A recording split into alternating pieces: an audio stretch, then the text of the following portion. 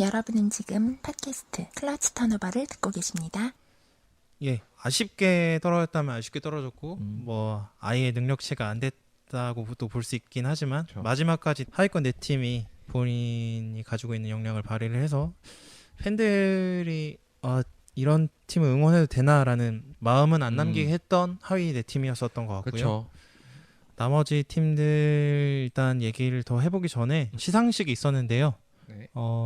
일단 MVP 같은 경우에 어떤 선수가 탈지 굉장히 좀 많이 화제가 됐었고, 심지어 뉴스에 나와서도 뭐 1번 후보, 2번 후보 공약을 하는 것처럼 허훈 선수랑 송교창 선수가 나와가지고 서로 입담을 과시를 했었습니다. 그쵸.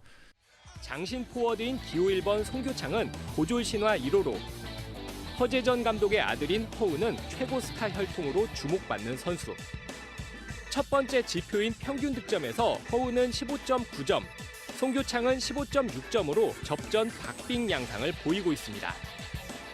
리바운드에서는 키가 큰 송교창이 경기당 6.3개를 잡아내 허운의 4개 가깝게 앞서 있습니다. 어시스트에서는 가드인 허운이 경기당 7.5개로 송교창을 압도합니다. 송교창은 정규리그 1위의 프리미엄을 내세우는 반면 허운은 MVP 재선 도전을 강조합니다. 형이 정의를 받았으니까 올해는 제가 받겠습니다. 제가 받으면은 작년에 이어 2연패를 타는 거니까 좀 더 좋지 않을까요? 송교창이 수상하면 최초의 고졸 출신 MVP 수상자가 되고, 허운이 수상하면 역대 세 번째 2연패 선수가 됩니다. 기자단 투표가 반영되는 프로농구 최고의 별은 재보궐 선거가 치러지는 다음 주 수요일 발표됩니다. MBN 뉴스 전남주입니다. 허훈 선수 같은 경우 이번에 타게 되면 2연속으로 MVP를 타게 되는 거였고, 송교창 선수는 타게 되면 최초로 고졸 출신이 MVP를 타는 거였었는데, 어떤 선수가 타게 됐죠? 이제 대망의 국내 선수 MVP 상만 남기고 있는데요. 국내 선수 MVP 수상자는 전주 KCC 이지스 송교창 선수입니다. 국내 선수 MVP입니다. 전주 KCC 이지스 송교창 선수가 최고의 영예를 안게 됐습니다. 일단 이제 우승을 하고 이렇게 MVP를 받으면 KCC 정상영 명예회장님께 빨간 내복을 선물해 드리려고 했는데 그렇게 안 돼가지고 정말 안타깝습니다. 농구를 정말 좋아하셨고 저 또한 많이 예뻐해 주신 정상영 명예회장님께 감사하다는 말씀 드리고 싶고요. 또 이제 오랫동안 기억하도록 하겠습니다. KCC의 송교창 선수가 고졸 출신 최초로 이제 MVP를 타게 됐는데 참 이게 저는 가장 긍정적인 효과로 생각됐던 게 어떤 점이면은 최근에 이제 대학교를 들러서 드래프트 나오는 선수들이 좀 기량 정체가 많이 된 선수를 봤어요. 그렇기 때문에 이제 고교를 끝나고 바로 프로 진출하는 선수들한테 이제 동기부여가 많이 될 거라는 생각이 들어서 그 점에서 굉장히 저는 송교창 선수가 받은 게 긍정적인 효과를 가져올 거라는 생각이 들었거든요. 물론 잘한 선수가 많아가지고 이제 누가 받을지 고민이 많이 됐겠지만 저는 허훈 선수도 물론 잘했지만 송교창 선수가 MVP 타면 어떨까라는 생각을 먼저 하게 됐었습니다. 저는 허훈 선수가 받았으면 더 좋겠다라고 생각을 많이 했었는데 표차위는 한 90표 이상으로 압도적으로 송교창 선수가 많이 받았었어요. 그때. 그래서 내가 이만큼 농구를 보는 눈이 없는 건지. 아니 그거는 뭐 이제 가치 판단이기 때문에. 마지막 그 6라운드 때 KCC랑 KT 경기에서 허훈 선수가 좀 상대적으로 좀 부진했었던 것도 영향이 클 것 같아요.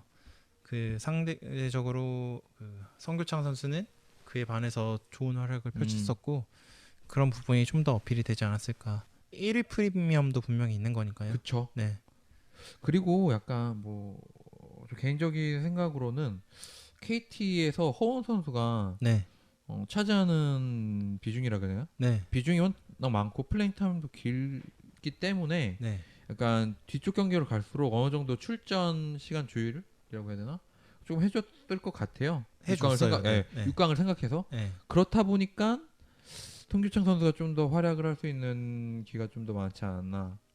전 개인적으로는 그 선수가 그 팀에서 차지하는 비중에 이런 것들을 굉장히 중요시하게 생각하는데 KCC 같은 경우는 뎁스도 워낙 깊고 송교창이 없어도 경기가 어쨌든 돌아가거든요. 그쵸. 근데 KT는 허운이 빠지면 이건 다른 팀이 돼 버리죠. 프로농구 팀이 아닙니다. 네. 네. 그 정도로 격차가 많이 네. 나게 돼 버리니까 그래서 모스트 밸류어블의 첫 글자를 그래요? 따서 MVP인데 허운 선수가 받았으면 좋지 않았을까 싶은데 아쉽게 됐더라고요. 근데 사실 어느 선수가 받아도 전혀 이상하지가 않아요. 네. 두 선수 모두 다 올해 플레이가 정말 괜찮았고 허운 선수 같은 경우는 이제 리그 최초로 득점과 어시스트 부분에서 1위를 차지했어요. 그니까요. 이게 사실 아무나 할 수 있는 게 아닌데 그쵸. 국내 선수 득점 1위 그리고 통 토탈. 틀어서 어시스트 1위. 특히 KBL 같은 경우는 이제 외국인 선수가 이제 차지하는 비중이 큰데도 불구하고 허운 선수가 1위를 했다는 점은 정말 시사하는 바가 크고 많이 이제 국내 선수들의 이제 능력치나 비중이 많이 예전보다 커지고서 늘어났다라는 걸 좀 보여주기 때문에 굉장히 긍정적인 것 같아요. 그 송교창 선수 같은 경우에도 뭐 그렇게 뭐 순위 뭐 밀리거나 그러지 않는 게 득점은 제가 기억하기로는 2위로 기억을 하고 있고 그리고 이 선수가 득점이랑 리바운드 부분에서 국내 선수 2위를 차지했었거든요. 그래서 송교창 선수도 기록적으로 봤을 때 허운 선수한테 결코 밀리지 않는다라고 볼 수 있어요.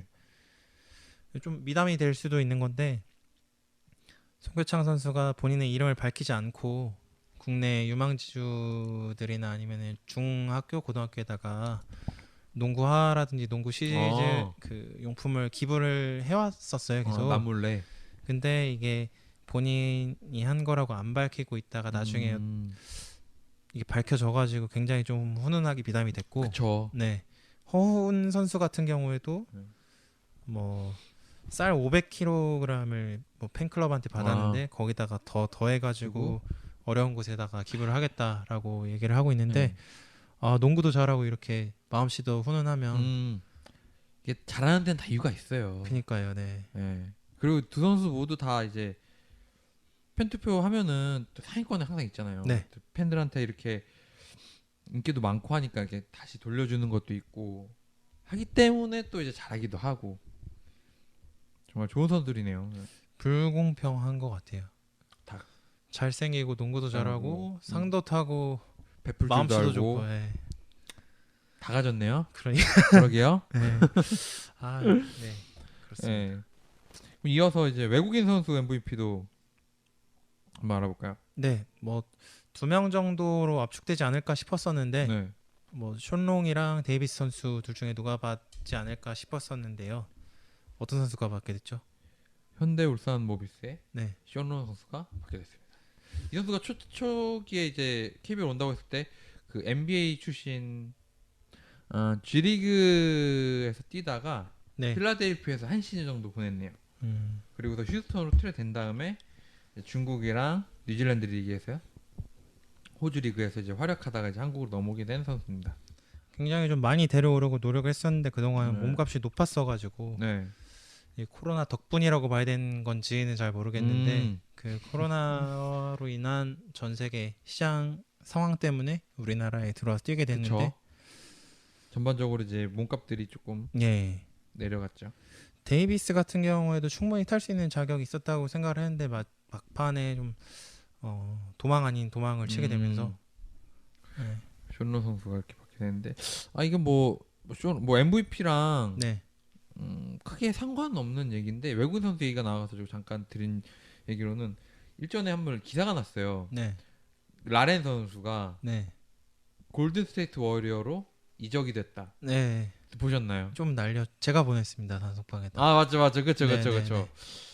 이것도 뭐 아시는 분은 아시겠지만 이게 그 소유권이라고 그러나요? 소유권이 골든스테이트 워리어로 넘어갔는데 그게 나온 배경이 뭐냐면 이제 골스에서 이제 셀러리 캡을 줄이고자 이적을 시켰다라는 게 이제 주 내용이었는데 약간 이런 게 조금 리그 홍보라 그러나요?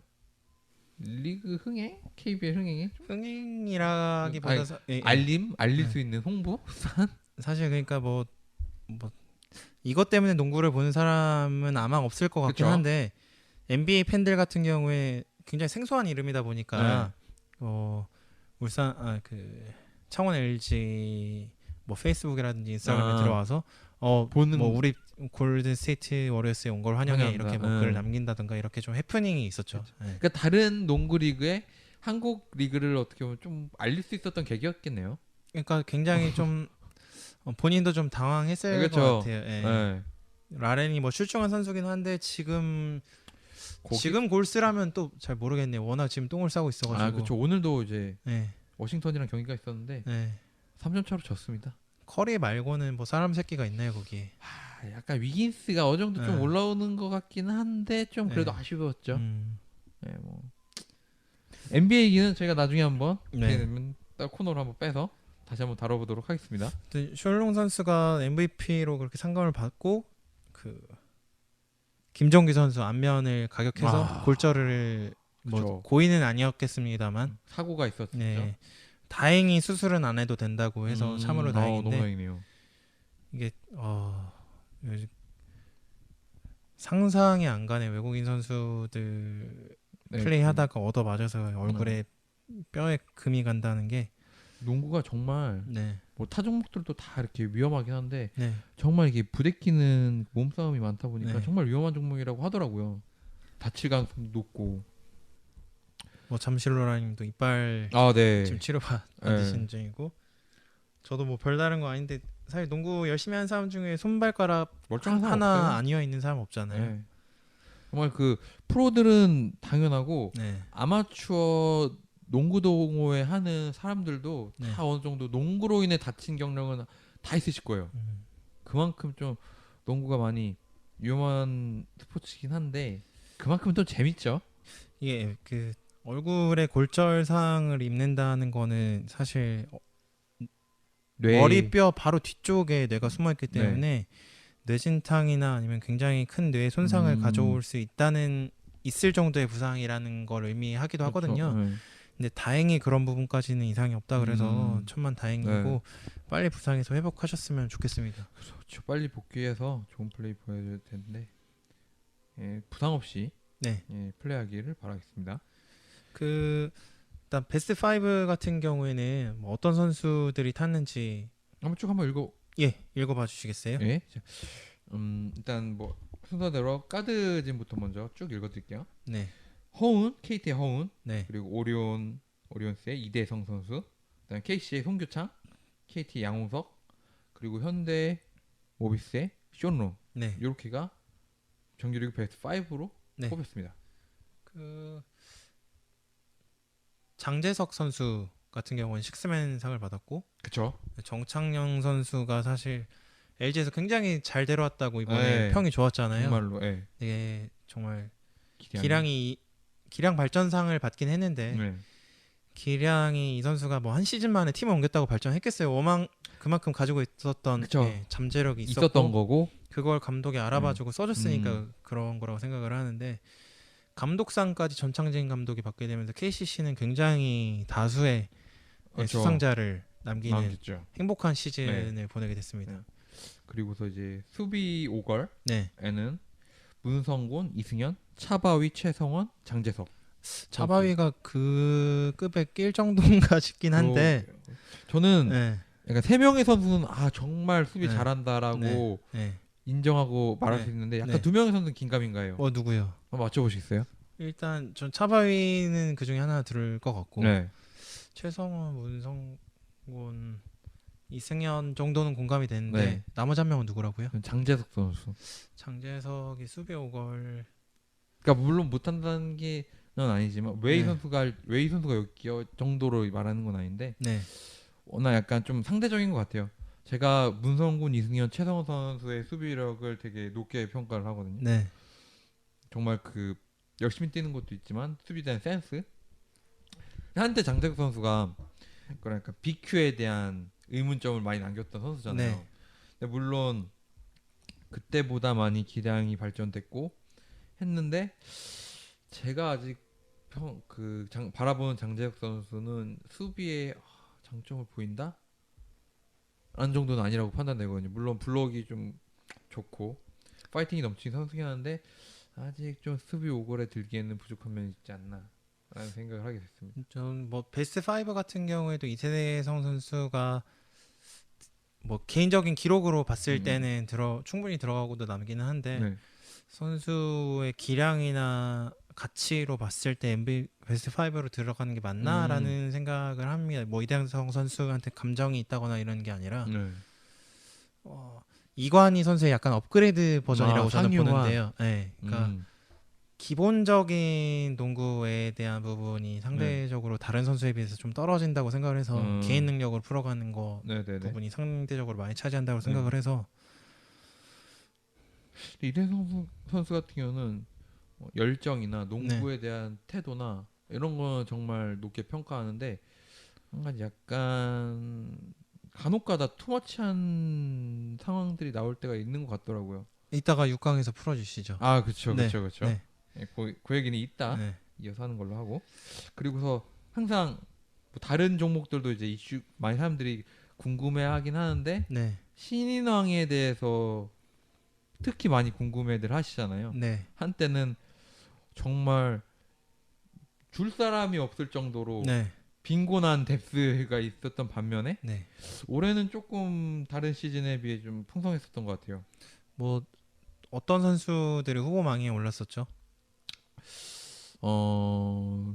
후보로는 일단 뭐 대충 후보망에 오른 선수들로는 SK 오재현이랑 그리고 있었고, KT의 박지원 선수가 초반에 언급이 됐었고 찬민석 선수도 많이 좀 뭐 부상 전까지 뭐 초반에는 선수 많이 고평가를 한 선수지 않았나요? 근데 차민석 선수는 경기 뛰지를 못해서 자격 요건 자체가 아예 성립이 안 되는 선수였고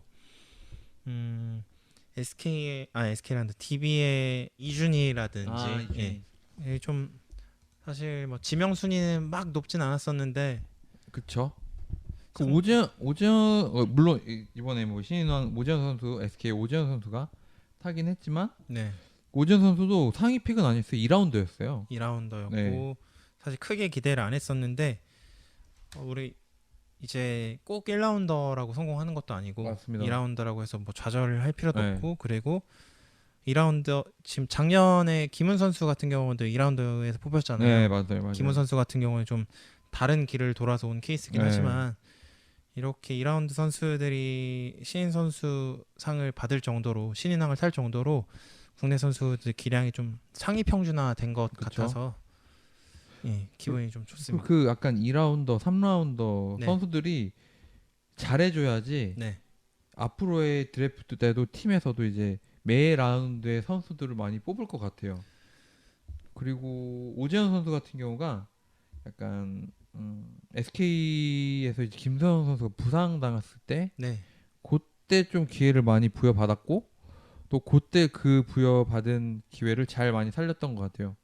신답지 않게 정말 돌파하거나 좀 어려운 상황에 메이드하거나 그런 클러치 상황에서도 많이 잘 해줬고 물론 약간 아쉬운 점이 있다면 외곽슛이 좀 아쉽긴 한데 박지원보다는 한참 낫잖아요. 그쵸, 낫죠.